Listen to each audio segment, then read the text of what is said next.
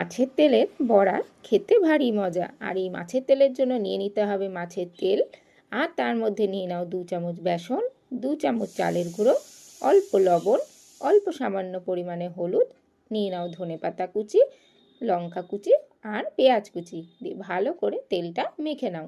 মেখে নিয়ে যে তেল গরম করবে সেই তেলে ছোট্ট ছোট্ট বড়ার আকারে দিয়ে দাও। আর মাছের তেলের বড়া খেতে কে না ভালোবাসে?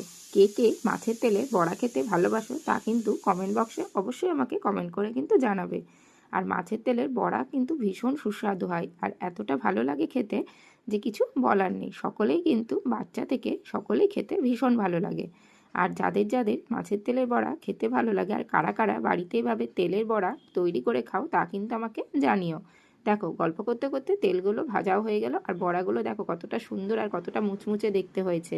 বাড়িতে কিন্তু অবশ্যই করবে আর অবশ্যই লাইক করে দিবে।